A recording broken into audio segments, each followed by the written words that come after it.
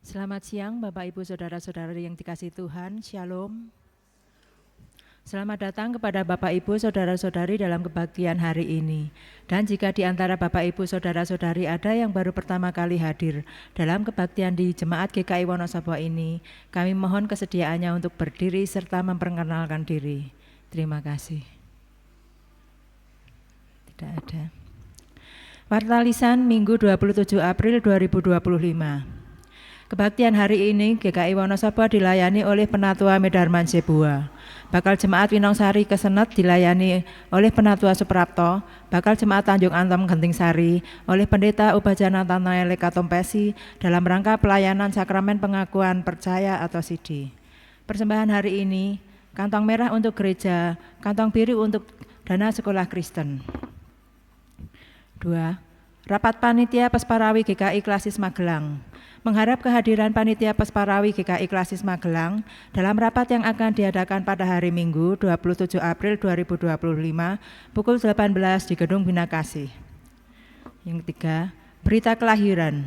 Majelis Jemaat mengucapkan selamat berbahagia kepada keluarga Bapak Ibu Fransiskus Dwi Patmana dan Ibu Erlin Fionita atas kelahiran anak kedua perempuan pada hari Kamis 24 April 2025 yang telah diberi nama Anastasia Kelin Efrata.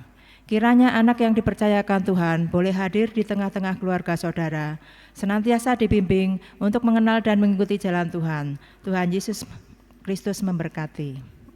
4. Penerimaan anggota. Setelah melalui percakapan dengan Majelis Jemaat GKI Wonosobo pada hari Rabu 23 April 2025 pukul 18 di Bina Kasih, Majelis Jemaat GKI Wonosobo akan melaksanakan penerimaan anggota dalam diri Bapak Yusuf Sukimin, alamat Seruni RT 13 RW 5, Kelurahan Jarak Sari, Kecamatan dan Kabupaten Wonosobo, dari Gereja Sidang Jemaat Allah Philadelphia Wonosobo pada Minggu 18 2025 pukul 16.30 dilayani oleh Pendeta Ubajana Tanaele Katompesi. Mohon kiranya anggota jemaat atau simpatisan mendukung dalam doa. Terima kasih. 5. Perayaan Paskah Sekolah Minggu GKI Wonosobo diadakan pada hari ini di Dieng Klidung Pas Restoran dengan tema Transformer atau berubah. Cerita dilayani oleh Pendeta Setiadi Wiratmoko dari GKI Wonosobo.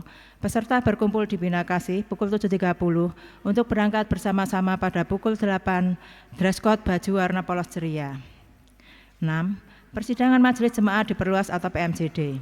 Mohon kehadiran anggota jemaat, badan pelayanan, Komisi Anak, Komisi Muda, Komisi Dewasa, Kul Simeon Hana, Persekutuan Naomi, KPK Arimatea, Tim Pos Yandu, Tim Impas, Kolportase Perpustakaan, dan Yayasan Bina Kasih, dan Badan Pimpinan Bakal Jemaat Winongsari Tanjung Anom, Genting Sari, dan Kesenet dalam persidangan Majelis Jemaat diperluas atau PMJD pada hari Rabu 30 April 2025 pukul 18 di GKI Wonosobo.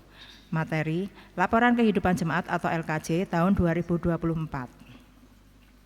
Warta selengkapnya dapat Bapak Ibu Saudara-saudari baca dalam warta cetak yang tersedia di dekat pintu masuk gereja dan elektronik warta.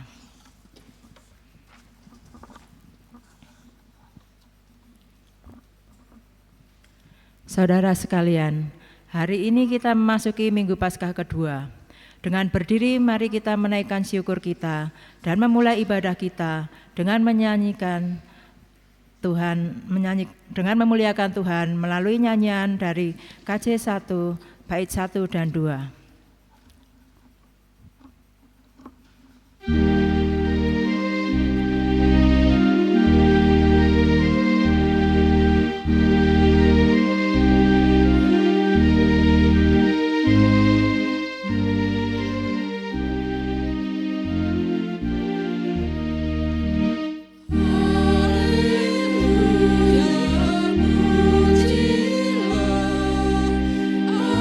Allah yang agung, Maha Esa.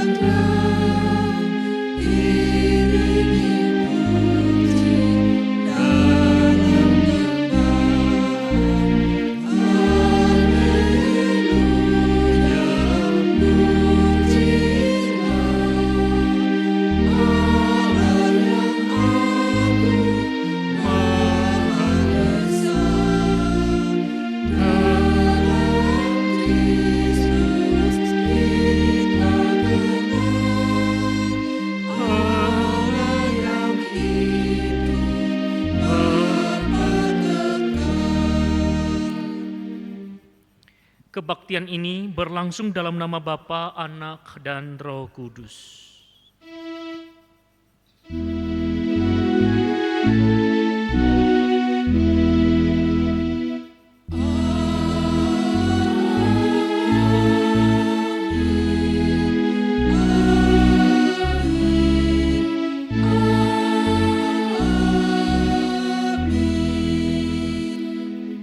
Kasih karunia dan damai sejahtera dari Allah Bapa kita dan dari Tuhan Yesus Kristus menyertai saudara sekalian. Saudara yang dikasihi Tuhan, tema ibadah kita pada Minggu Paskah kedua hari ini tak berhenti bersaksi. Ayat pembuka diambil dari kitab Kisah Para Rasul pasal 5 ayat 31 sampai 32. Kita baca bersama-sama 2-3. Dialah yang telah ditinggikan oleh Allah dengan tangan kanannya menjadi perintis dan juru selamat supaya Israel dapat bertobat dan menerima pengampunan dosa. Kamilah saksi dari peristiwa-peristiwa itu. Kami dan Roh Kudus yang dikaruniakan Allah kepada semua orang yang menaati Dia. Yesus, Engkaulah Rajaku.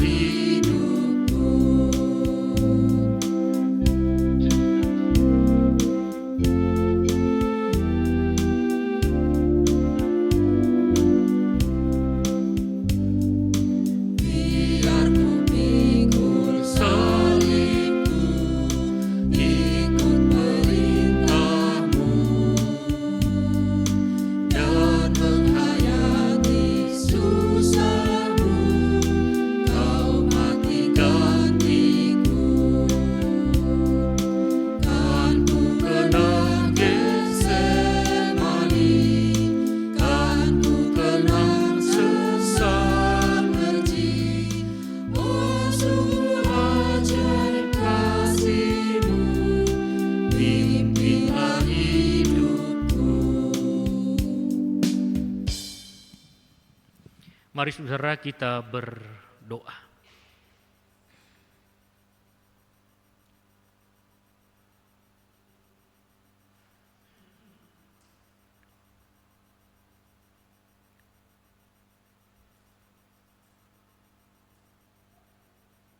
Kami membutuhkan belas kasihan-Mu Bapa. Hati kami diliputi kegelisahan dan ketidakdamaian, bercampur rasa enggan ketika kami masuk ke dalam rumah-Mu. Karena tidak ada yang dapat kami sembunyikan di hadapan-Mu. Segala bentuk warna-warni pelanggaran kami, semua tersingkapkan di hadapan Bapa. Kami menyadari kami tidak pernah dapat menyelamatkan hidup ini dari penghukuman dosa. Dan tidak ada seorang pun di bawah kolong langit ini yang dapat menyelamatkan kami dengan cara apapun juga. Kami membutuhkan kasih-Mu. Karena percaya bukannya kurang tajam pendengaran-Mu dalam mendengar doa kami. Bukannya kurang panjang tangan-Mu dalam menyelamatkan kami. Yang menjadi pemisah kami dengan Tuhan Sang Kudus adalah dosa-dosa kami. Bapa, kami mau dipulihkan dan kami percaya pemulihan itu terjadi bila pintu pengampunan itu dibukakan bagi setiap kami. Kami percaya Engkau Bapa yang Maha Kasih. Engkau melihat kami yang mengaku dosa dan menyesal pada saat ini. Seperti anak yang hilang, yang ditemukan kembali ketika pulang ke rumah Bapa. Pintu rumah itu dibukakan, seraya merangkul kami dalam kehangatan kasih-Mu. Hati kami dipenuhi dengan rasa syukur. Dan kami mau mewujudkan hati yang penuh rasa syukur ini di dalam kebaktian ini. Dan kami mau menyampaikannya dengan hati yang penuh dengan puji-pujian. Karena Engkau Bapa yang sungguh teramat baik bagi kami. Terima kasih, doa pengampunan ini kami panjatkan di dalam nama Bapa kekal, Juru Selamat kami yang hidup, Tuhan kami Yesus Kristus. Amin.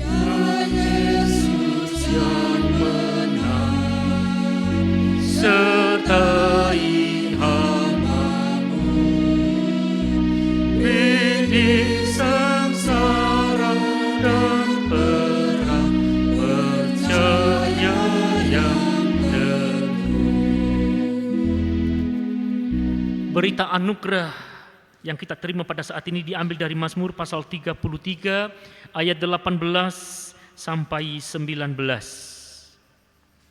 Sesungguhnya mata Tuhan tertuju kepada mereka yang takut akan Dia, kepada mereka yang mengharap akan kasih setia-Nya, untuk melepaskan jiwa mereka dari maut dan memelihara hidup mereka pada masa kelaparan. Demikianlah berita anugerah dari Tuhan.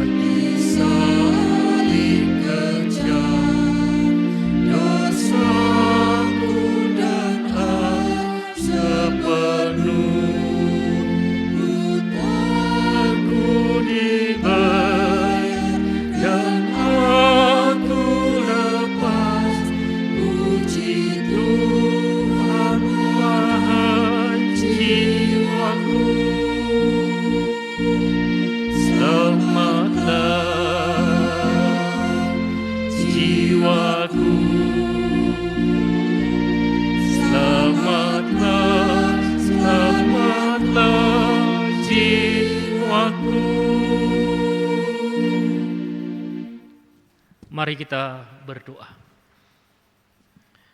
Bapa, kami merindukan sabda-Mu, menyadari kami hidup bukan dari roti saja, melainkan juga dari setiap firman yang diucapkan oleh Allah.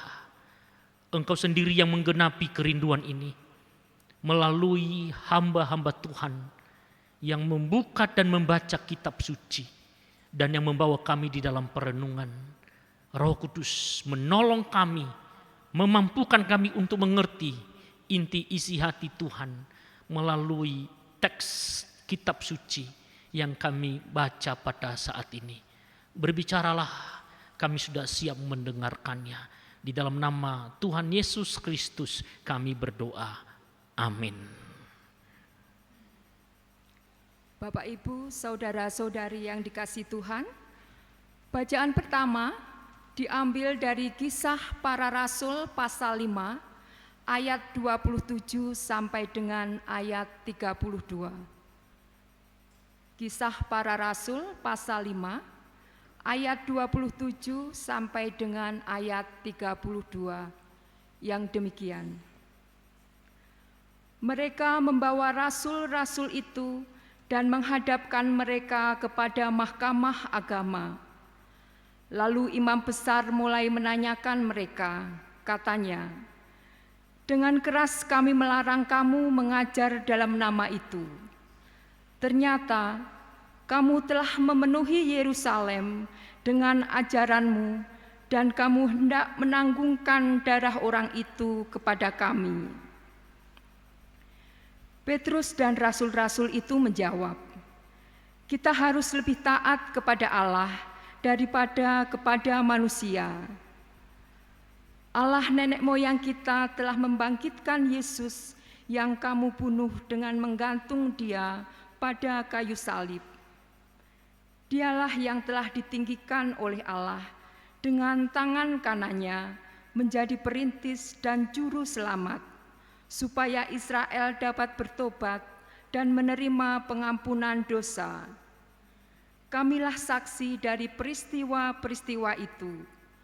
Kami dan Roh Kudus yang dikaruniakan Allah kepada semua orang yang menaati Dia." Demikianlah sabda Tuhan.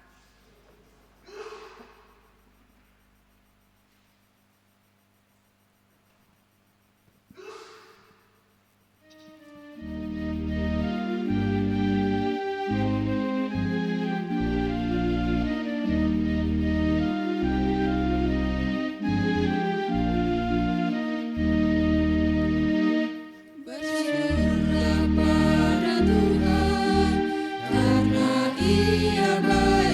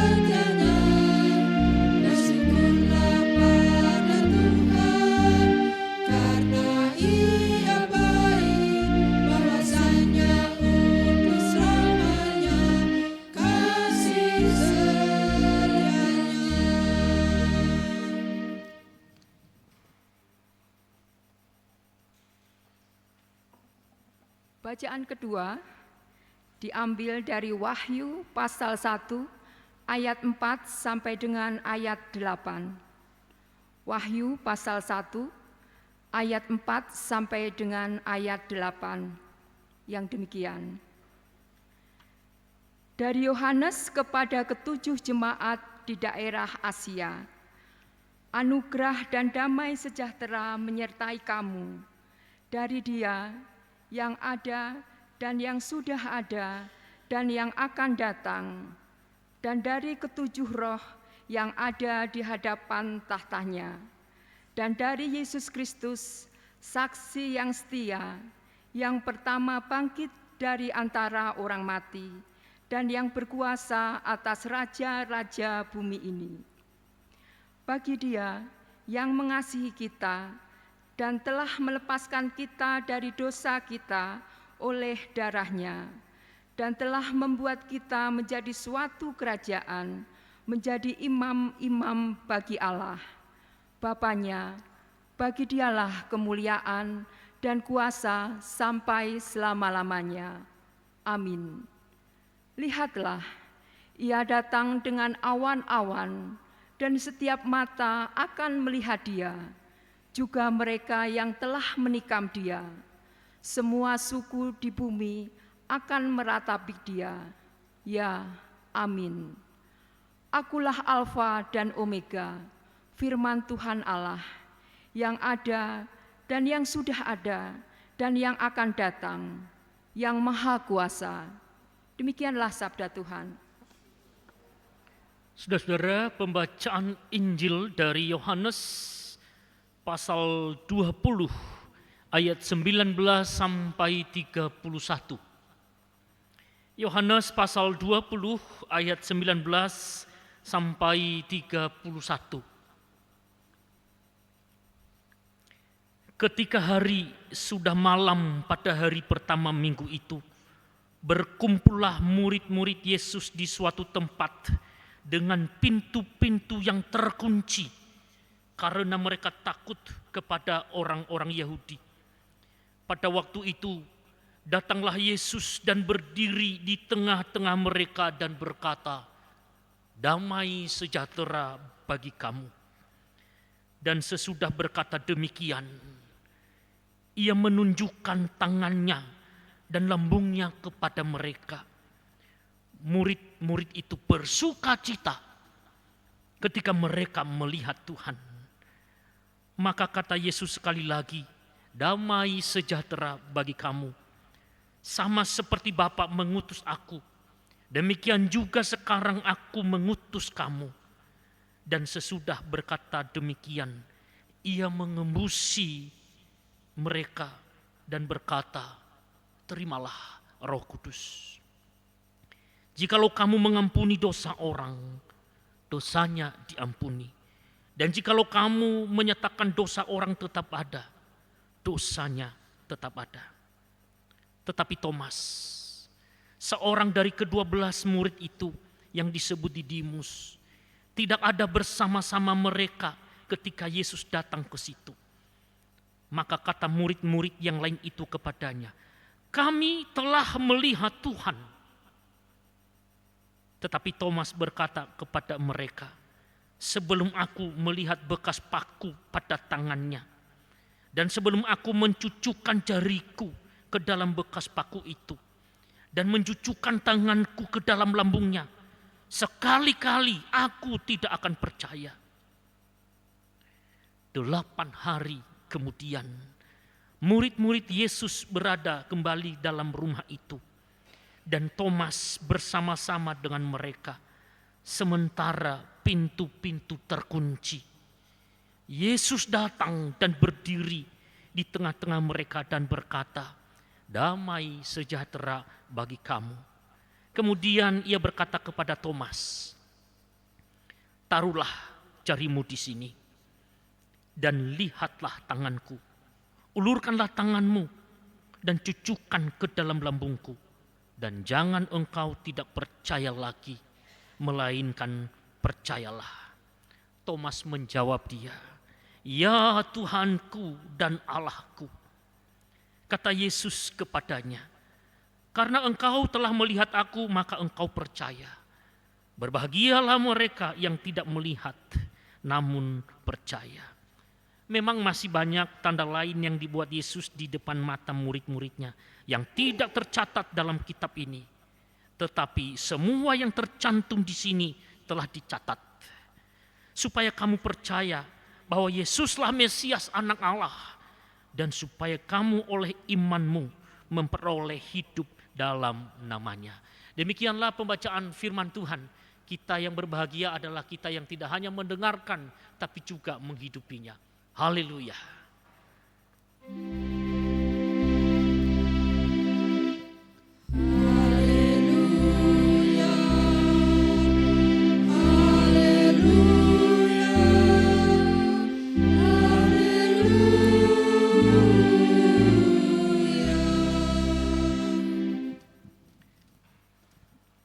Saudara-saudara, saya harus minta maaf kepada jemaat tamu hari ini dari GKI Bungur ya. Saya tadi itu pas berdoa pengakuan dosa saya deg-degan melihat kamu itu. Kenapa coba? Masuk dari gereja itu bawa ransel. Lalu dulu di situ, waduh Tuhan tolong ya, karena itu juga berkaitan dengan kegiatan agama di alun-alun itu. Terus saya bilang, waduh ini tapi saya perhatikan terus, kalau dia ikut nyanyi berarti dia saudaraku. Kita perhatikan mulutnya sudah mulai ikut nyanyi. Makanya tadi sasaran saya di dalam salam damai itu, ya Anda yang situ, mohon maaf ya, saya deg-degan gitu ya. Karena jarang di GKI Wonosobo itu kalau jemaat datang atau simpatisan itu sambil nunduk membawa ransel. Gitu ya. Nah rupanya saudara kita dari GKI Bungur ya, pendeta Benget itu, Tindambunan itu ya, betul ya? Oh sekarang ya? Di Wonosobo sudah berapa lama?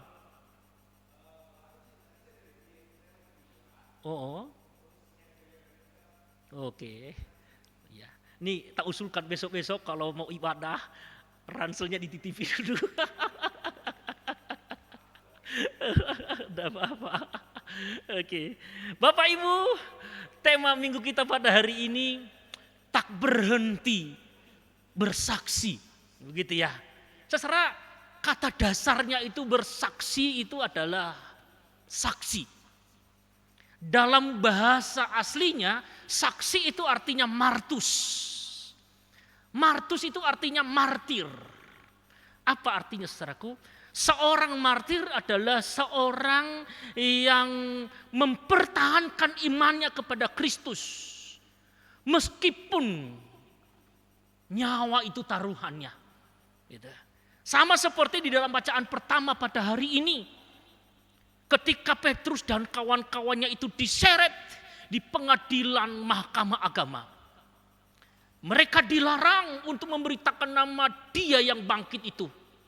Tapi ada satu kalimat yang sangat tegas dari seorang martir itu. Yang disampaikan oleh Petrus tadi dalam bacaan pertama. Dia katakan apa tadi? Kami lebih memilih takut kepada Allah daripada manusia. Saudaraku, apa konsekuensi daripada prinsip yang dimiliki oleh seorang martir? Saudara, kita tahu apa yang dialami oleh Petrus. Dia terus menyampaikan kami bersama dengan Roh Kudus. Tidak ada seorang pun yang menghalangi kami untuk memberitakan nama dia yang bangkit itu. Nama Yesus itu. Lalu saudara tidak mudah. Ya, Petrus kita tahu masa lalunya. Seorang orang mengatakan seorang pengecut begitu ya. Dia 3 kali menyangkal Yesus. Tapi kali ini setelah ia berjumpa dengan Yesus yang bangkit itu. Dia menyampaikan kalimat yang tegas itu. Kami lebih memilih takut kepada Allah daripada kepada manusia. Saudaraku, Petrus menjadi martir. Ia dijatuhi vonis apa? Hukuman mati bukan? Lalu apa yang harus dialaminya? Ia disalib. Lalu satu permintaannya apa? Oke, saya tidak pernah mundur dari pengakuan iman kepada Kristus. Kalau engkau menyalibkan aku, satu permintaanku. Cara menyalibkanku jangan sama dengan Tuhan Yesus. Betul ya? Kalau Tuhan Yesus itu disalib kepalanya di atas. Petrus minta apa saudara? Aku minta kalau engkau menyalibkan aku, jangan sama dengan Tuhan Yesus. Kepalaku di bawah, kakiku di atas. Dia sedang memberikan pesan. Yesus mati di kayu salib. Dan dia disalib untuk menebus dosa dunia. Tapi kalau aku mati, karena mengikut Kristus. Itu sebenarnya pesannya yang disampaikan pada saat itu. Tema ini menarik saudara, tak berhenti bersaksi. Lalu pertanyaan teologisnya adalah, sampai kapan berhenti bersaksi itu? Lalu kenapa kita harus terus-menerus bersaksi? Dan siapa yang layak bersaksi itu? Ini yang mau saya sampaikan dalam khotbah pada hari ini. Saudara-saudaraku yang dikasihi Tuhan, menjelang Yesus dalam detik-detiknya dia terangkat ke surga di Bukit Zaitun. Apa pesannya kepada murid-muridnya? Kamu menjadi saksiku dari Yerusalem, Yudea, Samaria sampai kemana? Ke ujung bumi. Jadikanlah semua bangsa muridku. Ajarlah mereka segala sesuatu yang kuajarkan kepadamu. Baptislah mereka. Dan ketahuilah, aku menyertai engkau sampai kepada akhir zaman. Sampai kapan kita bersaksi? Sampai kedatangan Tuhan. Apakah mudah? Tidak. Yesus sendiri mengatakan, ketahuilah, aku menyertai engkau sampai kepada akhir zaman. Lalu saudara, siapa yang bersaksi itu? Yang bersaksi itu adalah mereka, seperti dalam konteks bacaan pada hari ini, yang telah mengalami perjumpaan dengan Yesus yang bangkit itu dari antara orang mati. Dalam bacaan pada hari ini, Yesus bilang apa kepada mereka? Sama seperti Bapa mengutus aku, demikian juga sekarang aku mengutus engkau. Yaitu, terimalah Roh Kudus. Siapa mereka yang diutus itu? Jelaslah, para murid yang pada saat itu sedang mengalami ketakutan terhadap orang-orang Yahudi. Lalu dalam ketakutan itu mereka menutup pintu, gitu ya. Semua celah-celah terkunci rapat. Dalam keadaan seperti itu Yesus hadir di tengah-tengah mereka. Saudara, sampai di situ dulu. Ada satu perenungan sebenarnya yang harus kita jawab. Para murid dalam keadaan takut, sedang mengalami traumatik yang hebat. Karena melihat bagaimana Yesus diperlakukan secara tidak manusiawi. Terngiang-ngiang dalam ingatan mereka, penderitaan yang amat berat. Lalu wajar kalau mereka mengunci diri dalam ruangan yang kita baca pada hari ini. Pertanyaannya itu, Yesus lewat dari mana, saudara? Ya hadir di tengah-tengah mereka. Dengan suasana pintu terkunci rapat karena sedang ketakutan. Tentu saja mereka sudah berhati-hati, bukan? Dan dituliskan tadi mereka takut terhadap orang-orang Yahudi. Pertanyaannya itu, Yesus lewat dari mana? Saya mau sampaikan kepadamu pada saat ini. Allah yang bangkit itu adalah pribadi yang tidak pernah bisa dibatasi oleh ruang dan waktu dan material. Dialah Allah yang tak terbatas. Dia Allah yang hidup, maha hadir, maha kuasa. Saya yang sedang khotbah ini terbatas. Tapi dia yang hidup itu tidak terbatas dan tidak pernah bisa dibatasi oleh siapapun. Pesannya bagi kita sederhana. Engkau boleh membatasi rahasiamu kepada pasanganmu masing-masing. Dan pasanganmu tidak pernah tahu rahasia itu. Kalau engkau tidak menceritakannya. Tapi Tuhan tahu apa yang sedang engkau rahasiakan. Sebagai anak, engkau dapat menutup diri dan menyembunyikan sesuatu terhadap orang tuamu. Demikian juga orang tua menyembunyikan sesuatu terhadap anak-anaknya. Bisa mereka tidak tahu apa yang sedang engkau sembunyikan. Tuhan itu sanggup menyelidiki dan menembusi sendi-sendi kehidupan. Karena ia tidak pernah bisa dibatasi oleh siapapun dan dengan cara apapun. Bukti teologisnya dalam bacaan kita pada hari ini. Para murid mengunci diri dalam ruangan tertutup rapat. Yesus hadir di tengah-tengah mereka. Allah yang hidup yang kita sembah. Allah yang tak terbatas dan tidak pernah bisa dibatasi oleh siapapun dan dengan apapun juga. Itu yang pertama. Saudara-saudara, ada perenungan yang harus kita renungkan yang kedua, yaitu sapaan pertama yang diucapkan oleh Yesus kepada para murid yang ketakutan itu. Apa kalimat yang diucapkannya? Dan itu kalimat 3 kali kita temukan dalam bacaan pada hari ini. Para murid sedang ketakutan, sedang sedih, sedang tidak damai. Bagi saya kalau menghadapi orang yang menangis, kalimat yang tepat itu bilang apa? Jangan menangis. Orang yang sedang ketakutan, kalimat yang tepat apa? Jangan takut. Tapi Yesus bilang apa kepada orang yang sedang ketakutan? Bilang apa? Damai sejahtera bagi kamu. Saudaraku, kalimat ini penting. Damai sejahtera bagi kamu. Apa dahsyatnya ucapan yang sederhana ini? Di dalam ayat yang ke-20. Setelah Yesus menyampaikan damai sejahtera bagi kamu. Perhatikan ayat yang 20. Dan sesudah berkata demikian, ia menunjukkan tangannya dan lambungnya kepada mereka. Murid-murid itu bersukacita ketika mereka melihat Tuhan. Wow. Damai sejahtera bagi kamu. Orang yang tadinya takut, cemas, galau, saudara. Ya, ketika mendengar dan melihat Yesus yang menyertai kehadirannya dengan sapaan apa? Damai sejahtera bagi kamu. Orang yang takut tadi punya pengharapan kembali. Orang yang tadinya berduka cita menjadi bersuka cita. Sangat penting ya Bapak Ibu ya. Menyampaikan shalom itu kepada sesama. Masih ingatkah peristiwa ketika Tuhan Yesus mengutus para muridnya dan dia mengatakan apa? Kamu harus memberitakan Injil. Jangan membawa bekal. Kalau kamu sampai di depan pintu rumah orang, ketoklah dan sampaikan apa?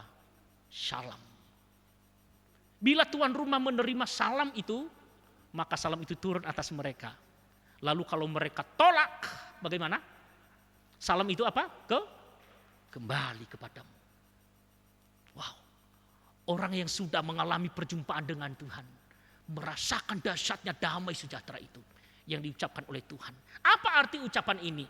Saudara-saudara, Yesus sedang menyampaikan bahwasanya dengan aku mati di kayu salib, dikubur dan bangkit, kebangkitanku menyatakan bahwasanya telah pulih relasimu yang retak dengan Allah Bapa.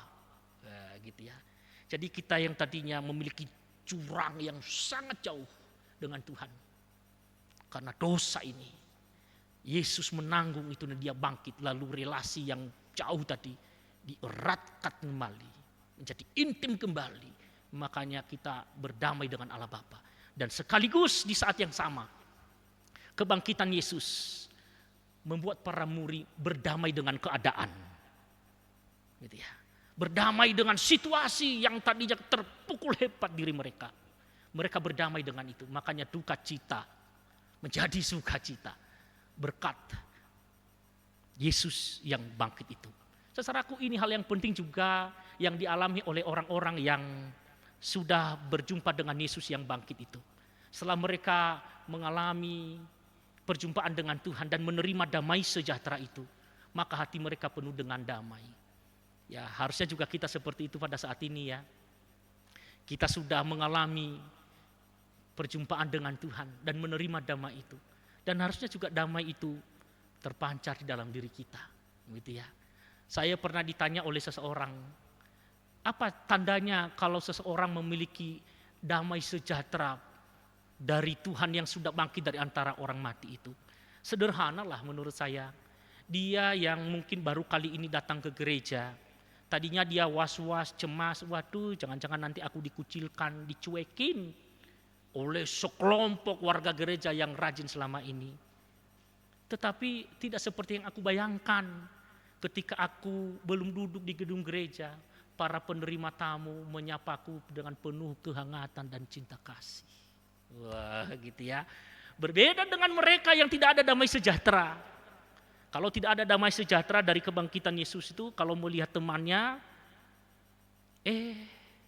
tumben kok baru nongol gitu ya. Membuat sesamanya bagaimana saudara? Wah, ini mesti ada maunya ini, kok kelihatan itu. Saudara, engkau belum memiliki damai sejahtera. Tapi kalau saya tadi curiga kepada saudara yang dari GKI Bungur, bukan karena saya nggak punya damai loh ya.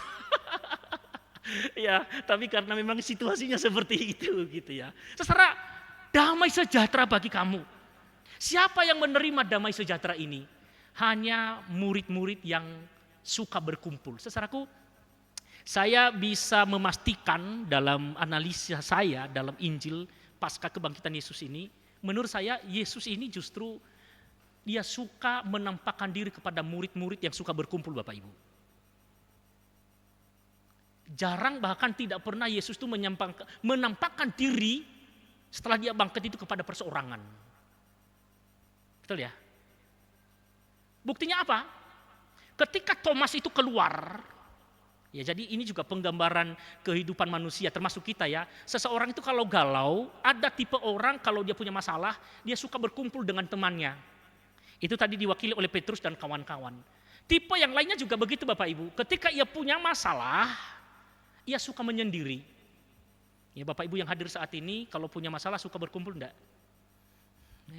Wah, kalau punya masalah nggak pengen jauh dari suami, dari keluarga, dari teman-teman komunitas. Ada juga enggak orang kalau punya masalah galau, sukanya menjauhi persekutuan, menjauhi komunitas, menjauhi teman-temannya. Dan itu diwakili oleh siapa?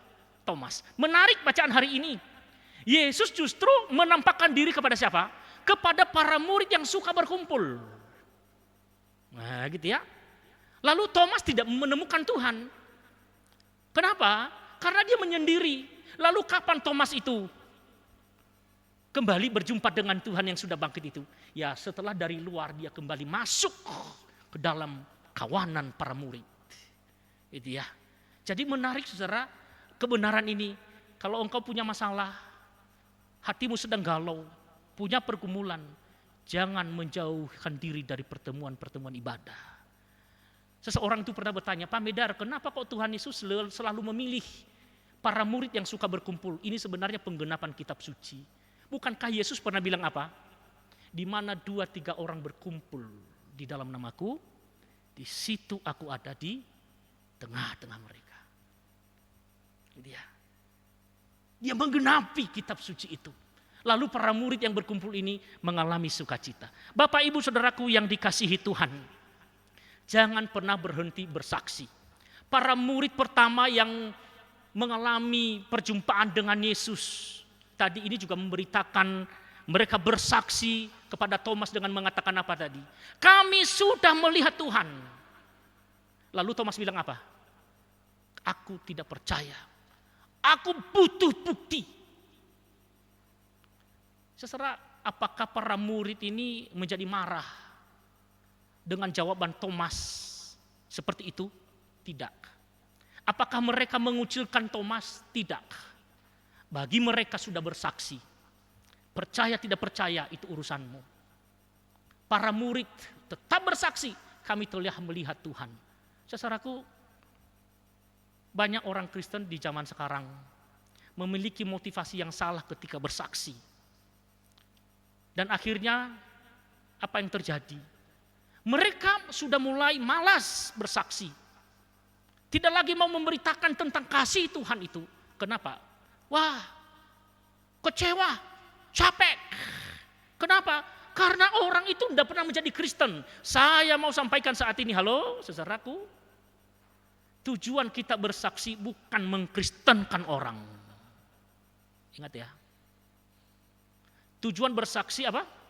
Bukan mengkristenkan orang. Tapi bersaksi itu adalah panggilan gerejawi. Tritugas panggilan gereja. Bersaksi. Kita belajar dari para murid. Ketika Thomas menolak kesaksian mereka, aku tidak percaya Yesus yang bangkit itu. Lalu apakah kesaksian mereka sia-sia? Tidak.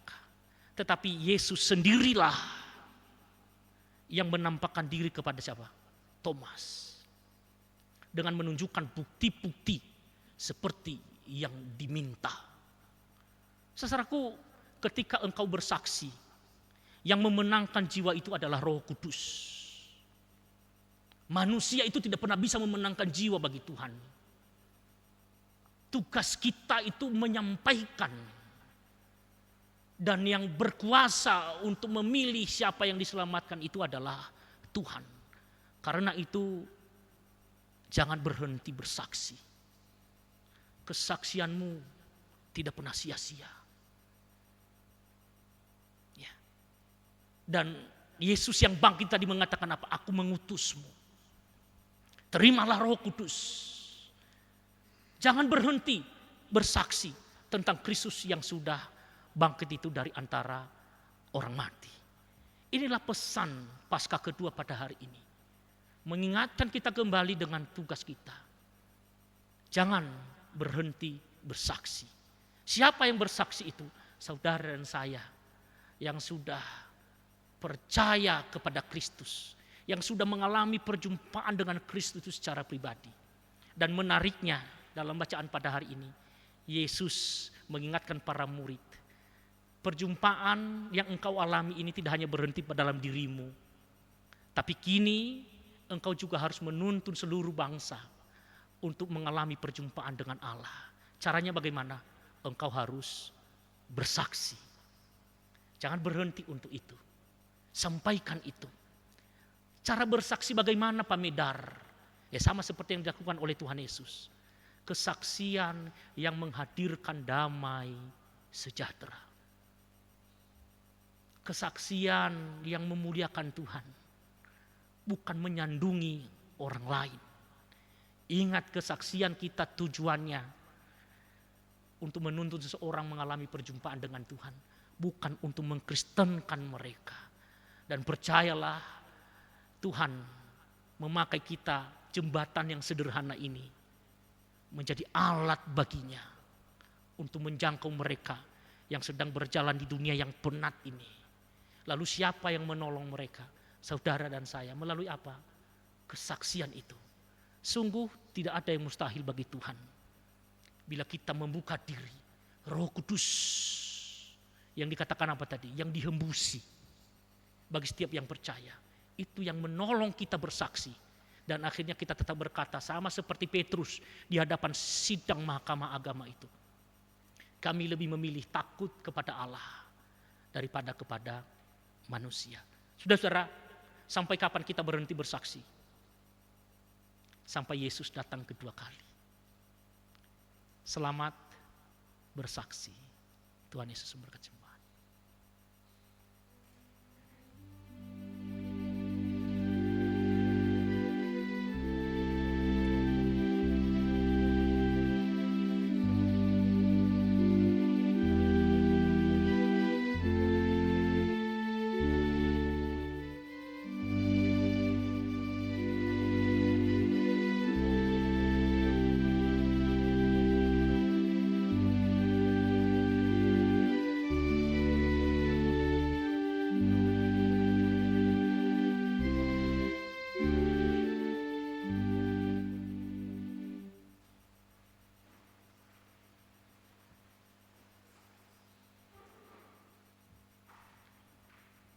Marilah kita bersama dengan umat Allah di masa lalu, masa kini, dan masa depan, mengingat pengakuan iman dalam baptisan kita menurut pengakuan iman rasuli. Hendaklah masing-masing berkata, Aku percaya pada Allah, Bapa yang dengan kuasa, Khalik langit dan bumi, dan kepada Yesus Kristus, anak yang tunggal Tuhan kita, yang dikandung dari Roh Kudus, lahir dari anak darah Maria, yang menderita sengsara di bawah pemerintahan Pontius Pilatus, disalibkan, mati dan dikuburkan, turun dalam kerajaan maut. Pada hari yang ketiga, bangkit pula dari antara orang mati, naik ke surga, duduk di sebelah kanan Allah, Bapa yang Maha Kuasa. Dan dari sana ia akan datang untuk menghakimi orang yang hidup dan yang mati. Aku percaya pada Roh Kudus, gereja yang kudus dan am, persekutuan orang kudus, pengampunan dosa, kebangkitan orang mati, dan hidup yang kekal. Amin. Dipersilakan duduk kembali. Bapak Ibu, mari kita menaikkan syafaat kita. Kami berdoa untuk bangsa dan negara kami. Tuhan, kami mau bangsa kami tidak hanya sekedar diberkati, tapi juga diselamatkan dari seluruh aspek kehidupan. Para pemimpin kami dalam segala keterbatasan mereka, kami terus mendukung mereka dalam doa. Tuhan kiranya berkenan juga menjadikan mereka sebagai perpanjangan tangan Tuhan untuk mensejahterakan bangsa ini. Hamba-Mu juga berdoa untuk gereja Tuhan yang berada di GKI Wonosobo beserta 4 bakal jemaatnya di pedesaan. Engkau memakai kami untuk menjadi saluran keselamatan melalui kesaksian kami masing-masing, anak-anak-Mu yang tersebar di berbagai wilayah di Kabupaten Wonosobo ini. Roh Kudus menolong kami dalam menunaikan amanat agung ini. Kami juga berdoa untuk genap para pendeta. Berdoa untuk Bapak Pendeta Emeritus Delni Haryono dan keluarga, Bapak Pendeta Obaja dan keluarga, Bapak Air Dompas dan keluarga. Tuhan berkati hamba-hamba-Mu. Kebutuhan mereka yang paling utama ketika menunaikan pelayanan adalah kuasa rohani, karunia pelayanan. Dan kami percaya Engkau gembala bagi hamba-hamba-Mu yang mencukupkan segala sesuatunya. Demikian juga hamba-Mu berdoa untuk segenap para penatua yang menyatakan komitmen yang sungguh di tengah-tengah kesibukan dalam pekerjaan rumah, meluangkan waktu juga untuk mengambil bagian di dalam pekerjaan-Mu, dalam mengelola gereja Tuhan di GKI Wonosobo dan 4 bakal jemaatnya. Jeripaya mereka tidaklah sia-sia karena menyatakannya dengan penuh kesadaran dan sekaligus menghayati pelayanan ini sebagai salah satu wujud persembahan karena Engkau sudah lebih dulu melayani bagi kami. Demikian juga anak-anak-Mu yang sudah menyatakan hati untuk mengambil bagian di dalam pelayanan kebaktian dalam berbagai bidang. Tuhan menolong anak-anak-Mu, menyatukan derap kami untuk memberikan yang terbaik untuk kemuliaan Tuhan. Talenta karunia pelayanan hari demi hari terus ditambahkan bagi kami dan memampukan kami oleh kuasa Roh Kudus-Mu sehingga kami ketika melakukan pelayanan ini, hati ini dipenuhi rasa syukur dan sukacita. Demikian juga kami berdoa untuk sekolah-sekolah Kristen di Wonosobo. Tuhan berkati para pengurus yayasan, guru-guru yang mengelola sekolah. Tuhan menolong mereka dan memberikan kemudahan dan jalan keluar dalam setiap pergumulan. Terima kasih Bapak, hamba-Mu berdoa secara khusus untuk jemaat yang mengalami kelemahan tubuh karena sakit. Berdoa untuk Ibu Listia Ningsih, Ibu Sintiawati, Ibu Timauli Gultom, Ibu Sri Utari, Ibu Lenur Simanjuntak, dan jemaat yang hadir dalam ruangan ini yang tidak kami sebutkan nama mereka namun sedang bergumul karena sakit penyakit yang diderita. Kami percaya mujizat itu masih ada dan tidak ada yang mustahil bagimu. Engkau sanggup menyembuhkan kami melalui hati yang gembira yang melekat di dalam diri kami. Dan Tuhan yang punya rencana yang terbaik bagi setiap kami. Engkau sanggup memakai obat-obatan yang kami konsumsi, waktu istirahat yang ada, sarana yang diberkati untuk pemulihan kesehatan kami. Hamba-Mu juga berdoa bagi setiap keluarga-keluarga yang hadir pada saat ini. Mereka yang bergumul karena rintangan iman yang sedang dihadapi, Tuhan menolong mereka. Mampukan mereka untuk memaknai rintangan iman adalah dapat menjadi rentangan tangan Tuhan untuk menyelamatkan sesama. Bila kami tetap teguh dan setia bersaksi. Mereka yang bergumul dalam masalah keuangan, masalah pekerjaan, komunikasi dalam pasutri, Tuhan menolong mereka. Yang sedang mencari pekerjaan, yang sedang studi, Tuhan menolong anak-anak-Mu. Terima kasih Bapa, banyak hal yang kami minta dalam syafaat kami. Engkau Bapa yang maha tahu kebutuhan kami. Kami percaya itu, Engkau tidak pernah terlambat menolong kami, mencukupkan segala sesuatu yang menjadi kebutuhan kami. Engkau Bapa yang mengerti Bapa yang peduli, Bapa yang tidak pernah membiarkan kami bergumul sendiri. Kami berdoa di dalam nama Tuhan kami Yesus Kristus. Amin.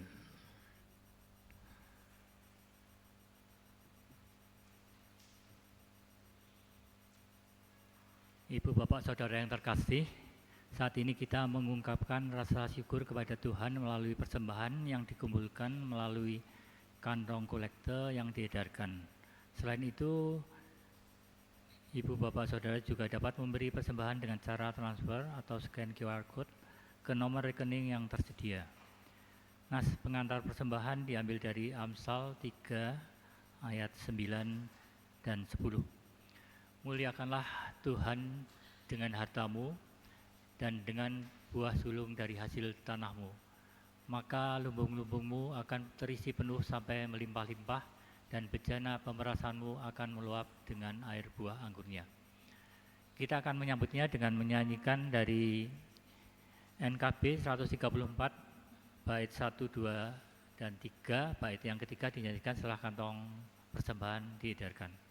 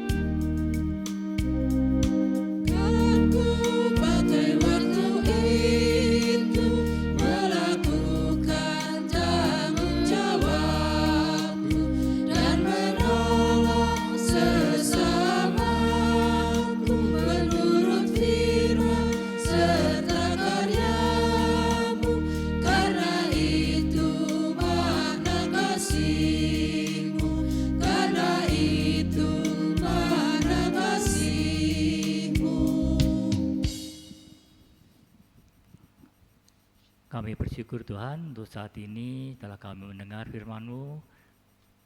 Engkau akan menguatkan kami sehingga kami dapat diingatkan dan melakukan apa yang menjadi kehendak-Mu. Dan Tuhan, terima kasih untuk berkat yang telah kami terima selama ini. Dan biarlah Engkau kuduskan sehingga persembahan yang telah terkumpul ini dapat dikelola oleh majelis yang mendapat hikmat dari Engkau untuk semuanya sesuai dengan apa yang Tuhan kehendaki, khususnya untuk pelayanan dan kegiatan-kegiatan lain di Wonosobo dan sekitarnya. Terima kasih untuk semuanya Tuhan. Kami berdoa di dalam nama Tuhan Yesus Kristus. Amin.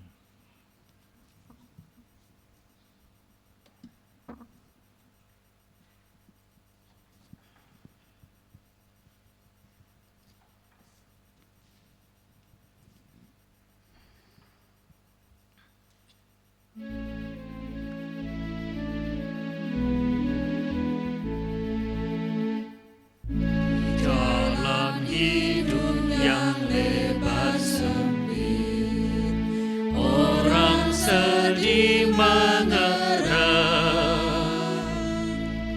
Tolong ya mereka yang dalam gelap, bawalah sinar terang. Pakailah aku jalan berkat-Mu, memancarkan cahaya-Mu.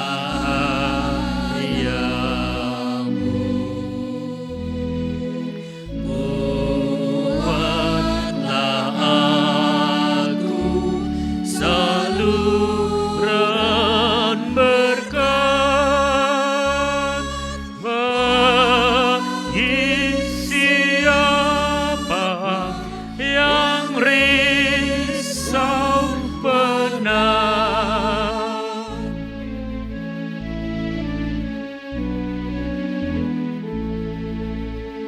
Wartakan Kristus dengan kasih-Nya, pengampunannya penuh. Orang akan datang apabila engkau menjadi saksi teguh. Pakailah aku jalan berkat-Mu, memancarkan cahaya-Mu.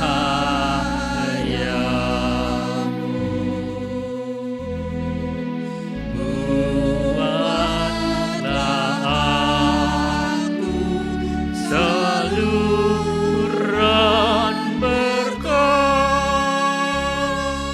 bagi siapa yang risau penat. Saudara-saudara, teruslah bersaksi sampai kedatangan Tuhan. Percayalah tidaklah sia-sia kesaksianmu. Dalam kesaksianmu yang sederhana, Roh Kudus berkarya untuk membawa jiwa-jiwa baru kepadanya. Kini arahkanlah hatimu kepada Tuhan. Jadilah saksi Kristus. Terpujilah Tuhan. Kita menerima berkat-Nya. Tuhan memberkati kita dan melindungi kita. Tuhan menyinari kita dengan wajah-Nya dan memberi kita kasih karunia. Tuhan menghadapkan wajah-Nya kepada kita dan memberi kita damai sejahtera. Amin.